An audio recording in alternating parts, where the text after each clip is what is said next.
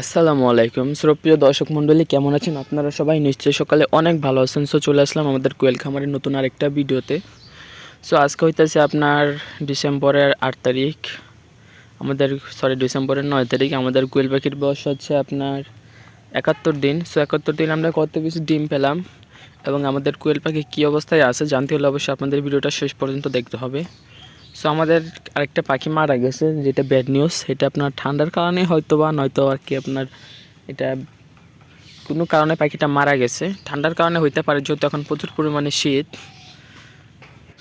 আজকে কিন্তু আপনার প্রচুর পরিমাণে শীত, আর আপনার বাইরে একদম মানে সারাদিন কোনো রোদ ওঠে না, একদম ওয়েদার ছিল একদম ঠান্ডা। মানে সারাদিন প্রচুর ঠান্ডা ছিল, মানে সারাদিন আপনার শীতের কাপড় পরে থাকা লাগছে, এরকম একটা অবস্থা। মানে কোনো রোদের কোনো নামগন্ধে ছিল না, এরকম একটা ওয়েদার, যে কারণে পাখিগুলোর একটু সমস্যা হয়েছে।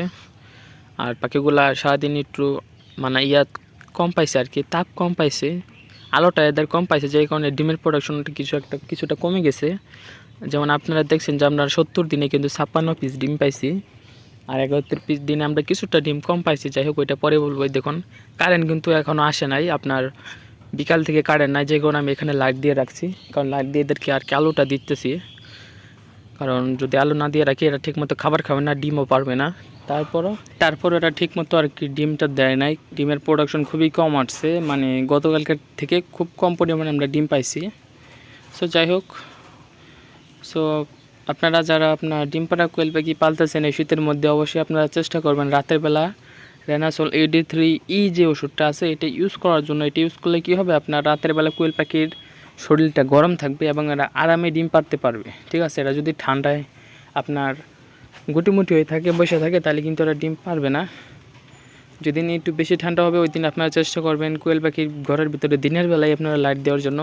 আপনার লাল যে লাইটটা আছে, লাল লাইট আলো উৎপাদন করে, লাল লাইট দেওয়ার জন্য।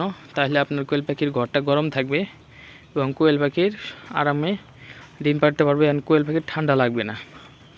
আর কোয়েল পাখি ঠান্ডার জন্য অবশ্যই আপনারা যাদের কোয়েল পাখি কম আছে, আপনারা রেনামাইসিন ইউজ করতে পারেন। যদি 100টা 50টা বা 10-20টা থাকে, তারা রেনামাইসিন ইউজ করতে পারেন। আর যাদের বেশি আছে বা বড় ধরনের খামার 500-1000, আপনারা ডক্সিবিট মাইক্রোনিট আছে, অনেক ধরনের ঠান্ডার ওষুধ আছে, আপনারা ওইগুলো ইউজ করতে পারেন।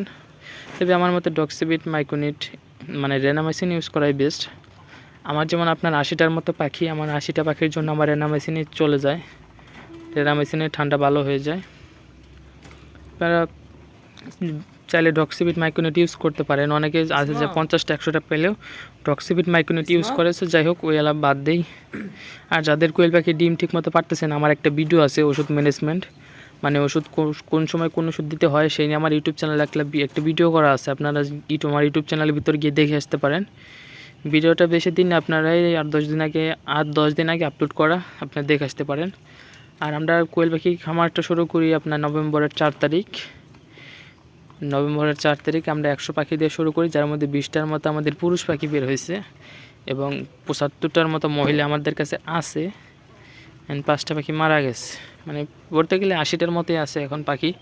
যে এখানে 4-5টা পুরুষ আছে আমাদের এখানে, 80টার মধ্যে 4-5টা পুরুষ আছে। যাই হোক, তো ভালোই ডিম পাইতেছি কোয়েল পাখি থেকে, আপনার ভালো পরিমাণে আসতেছে, মানে লাভ আসা শুরু হয়েছে আর কি। আমাদের কিছু কিছু টাকা লাভ আসতেছে। যেমন আমাদের প্রতিদিন কিন্তু 120 টাকা খরচ, যেহেতু আমাদের 80টা পাখি, 80 পাখি প্রতিদিন খাবার খাচ্ছে 2 কেজি খাবারের দাম 120। আপনার যদি লেয়ার 1 যে খাবারটা যদি আমরা খুচরা পর্যায়ে ধরি, তাহলে কিন্তু 120 টাকা, আর পাইকারি ধরলে 110 টাকার মতো আসে। মানে বস্তা হিসাবে কিনলে 110 টাকা, যেহেতু আমরা খুচরায় নিয়ে আসছি তাই আমরা 120 টাকায় ধরি। বাট আমরা কিন্তু 50টার মতো, মানে এভারেজে 50টার মতো ডিম পাইতেছি। 50টা ডিমের দাম কিন্তু পাইকারি হিসাবে 150 টাকা। তাও আমাদের কিন্তু 30 টাকা লাভ থাকতেছে মাত্র 80টা পাখি থেকে। যদিও এখনও ডিমের প্রোডাকশন ঠিক মতো আসে নাই, যেই কারণে আপনার লাভটা হইতেছে না। আবার অনেকে বলতে পারেন যে এতদিনে ডিমের প্রোডাকশন কেন আসলো না। তাদের বলতেছি, ভাই আসলে কোয়েল পাখির আমার এখনও কিছু পাখির ওজনই আসে নাই। ঠিক আছে, এদের কিন্তু আমি ঠিক মতো খাওয়ান দিতেছি, সবই ঠিক মতো আছে, বাট এদের এখনও ঠিক মতো ওজন আসে নাই। আর ওজন না আসলে কিন্তু পাখিটা ডিম দেয় না। যারা কোয়েল পাখি পালে তারা জানে যে আসলে 150 গ্রাম ওজন না আসলে কিন্তু পাখি ডিম দিবে না। যাই হোক, আর বর্তমানে যেহেতু কিছু পাখি অল টাইম ঠান্ডা লাগিয়ে থাকে, যেহেতু এখন মানে শীতের সিজন, মানে প্রচুর শীত, কিছু কিছু পাখি ঠান্ডা লাগিয়ে থাকে। আর ঠান্ডা পাখি তো রেগুলার ডিম দিবে না, ওরা 2-3 দিন পরে পরে একটা করে ডিম দেয়, যেগুলো ঠান্ডা পাখি। আর আমার একটা ডিম আমি দেখাবো নি আপনাদের, ঠান্ডা লাগছে একটা, মানে অন্য কালারের একটা ডিম পারছে, মানে কোয়েল পাখির নর্মাল যে ডিম সেরকম না আর কি, অন্য কালারের একটা ডিম, আপনার বাদামি বাদামি কালার, ওইটা হচ্ছে ঠান্ডার কারণে একটা ডিম পারছে বাদামি কালার। যাই হোক, আর আজকে আমরা আমাদের কোয়েল পাখি থেকে ডিম পাইছি মাত্র 49 পিস, ঠিক আছে। আমরা কিন্তু গতকালকে পাইছিলাম 56 পিস, আজকে পাইছি 49 পিস। এর কারণ হইতেছে ওই যে আমি বললাম আমাদের কোয়েল পাখিরগুলো ঠান্ডা লাগছে, মানে কিছু পাখির যেহেতু সারাদিন মানে রোদ দিয়ে ওঠে নাই, প্রচুর ঠান্ডা ছিল, কোয়েল পাখিগুলো আর কি একটু অসুস্থ বোধ করতেছিল। কারণ আমার ঘরে কিন্তু আপনার যে লাইটের ব্যবস্থা নাই আর কি, ওই যে লাল লাইট যে আমি দিব সেই ব্যবস্থা নাই। আর যেখানে আর কি লাইটটা সেট করা উপরে, ওইখানে লাল লাইট দিলে কিন্তু ঘরের আলো মানে তাপমাত্রা ঠিক থাকবে না, লাইট দিতে হবে এদের খাঁচার সামনে, তাইলে কিন্তু তাপমাত্রাটা ঠিক থাকবে। সো যাই হোক, ঠিক থাকবে। সো যারা কোয়েল পাখি পালন করতে চান পালতে পারেন। অবশ্যই আপনার কোয়েল পাখি খামার করার আগে আপনার এলাকার কোয়েল পাখির ডিমের চাহিদা কেমন এগুলো দেখে তারপর খামার করতে হবে। যদি আপনার এলাকার নির্দিষ্ট বাজারে আপনার ডিমের চাহিদা না থাকে, আপনি যদি ডিম কোয়েল পাখি খামার করে বসে থাকেন, তাহলে কিন্তু আপনি লসের সম্মুখীন হবেন।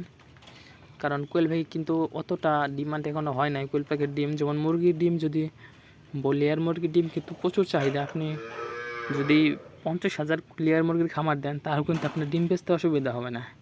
কিন্তু আপনি যদি প্রথম অবস্থায় 1,000-2,000 কোয়েল পাখির খামার দেন, তাহলে কিন্তু আপনার ডিম বেচতে অসুবিধা হবে যদি আপনি গ্রাম অঞ্চলে হন। আর যদি আপনি একটু টাউন অঞ্চলে হন, আপনার যেমন ধরেন আমাদের এখানে কিন্তু শিল্প এলাকা, অর্থাৎ গাজীপুর এখানে কিন্তু শিল্প এলাকা, আর এখানে ডিমের চাহিদাটা প্রচুর, ডিম বেচতে কোনো সমস্যা হয় না আমাদের এখানে মূলত।